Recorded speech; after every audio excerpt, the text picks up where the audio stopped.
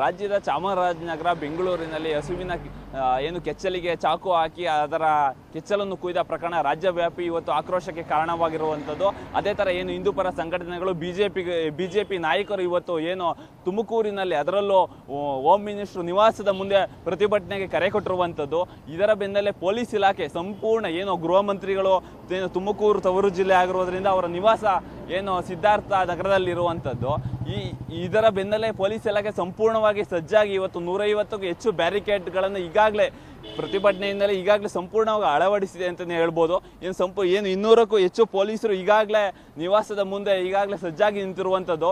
ಪ್ರತಿಭಟನೆ ವೇಳೆ ಯಾವುದೇ ಸಮಯದಲ್ಲಿ ಮುತ್ತಿಗೆ ಹಾಕುವ ಸಾಧ್ಯತೆ ಇದ್ದು ಆದ್ದರಿಂದ ಬ್ಯಾರಿಕೇಡ್ಗಳಿಗೆ ಏನು ಗ್ರೀಸ್ಗಳನ್ನು ಸಹ ಹಾಕಿ ಏನು ಯಾವುದೇ ಸಂದರ್ಭದಲ್ಲಿ ಪ್ರತಿಭಟನೆಗೆ ಮುಂದಾದ ಸಂದರ್ಭದಲ್ಲಿ ಅವರು ಏನು ಬ್ಯಾರಿಕೇಡ್ನ ಹತ್ತುವ ಸಂದರ್ಭದಲ್ಲಿ ಜಾರಬೇಕು, ಅವರಿಗೆ ಇದಾಗಬೇಕು ಅನ್ನೋ ಈ ದೃಷ್ಟಿಯಿಂದ ಗ್ರೀಸ್ಗಳನ್ನು ಹಾಕಿ ಇವತ್ತು ಅವರಿಗೆ ಯಾವುದೇ ಕಾರಣಕ್ಕೂ ಹೋಮ್ ಮಿನಿಸ್ಟರ್ ಮನೆಯನ್ನು ಮುತ್ತಿಗೆ ಹಾಕೋಕೆ ಬಿಡಬಾರ್ದು ಅಂತ ಹೇಳಿ ಪೊಲೀಸ್ ಇಲಾಖೆ ಸಂಪೂರ್ಣವಾಗಿ ಸಜ್ಜಾಗಿದೆ ಅಂತಲೇ ಹೇಳ್ಬೋದು.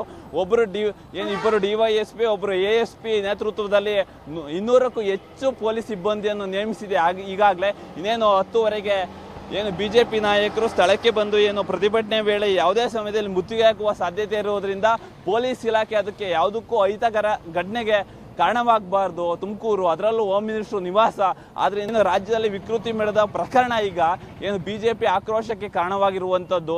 ಏನು BJP ತುಮಕೂರಿನ ಜ್ಯೋತಿ ಗಣೇಶ್ ಆಗಿರ್ಬೋದು, ಸುರೇಶ್ ಗೌಡ ಆಗಿರ್ಬೋದು, ಹಲವಾರು BJP ನಾಯಕರು ನಿವಾಸಕ್ಕೆ ಬರುವ ಸಾಧ್ಯತೆ ಇದ್ದು ಯಾವುದೇ ಸಮಯದಲ್ಲಿ ಏನೇ ಅಹಿತಕರ ಘಟನೆ ಆಗ್ಬೋದು ಅಂತ ಇವತ್ತು ಪೊಲೀಸ್ ಇಲಾಖೆ ಸಂಪೂರ್ಣವಾಗಿ ಸಜ್ಜಾಗಿದೆ ಅಂತಲೇ ಹೇಳ್ಬೋದು.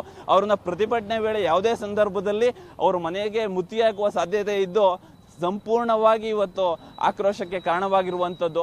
ಏನು ಇವತ್ತು ಪ್ರತಿಭಟನೆ ವೇಳೆ BJP ನಾಯಕರು ಏನು ಮುತ್ತಿಗೆ ಹಾಕುವ ಸಂದರ್ಭದಲ್ಲಿ ಅಥವಾ ಪ್ರತಿಭಟನೆಗೆ ಅವಕಾಶ ಕೊಡದೆ ಯಾವುದೇ ಸಮಯದಲ್ಲಿ ಅವ್ರನ್ನ ವಶಕ್ಕೆ ಪಡೆಯುವಂತಹ ಸಾಧ್ಯತೆ ಇದ್ದು ಇನ್ನೇನು 10ವರೆಗೆ ಪ್ರತಿಭಟನೆ ಪ್ರಾರಂಭವಾಗುತ್ತೆ ಅಂತಲೇ ಹೇಳ್ಬೋದು. ಕ್ಯಾಮ್ರಾ ಪರ್ಸನ್ ಸಂಜಯ್ ಜೊತೆ ದೀಪಕ್, ಪ್ರಜಾಶಕ್ತಿ TV ತುಮಕೂರು.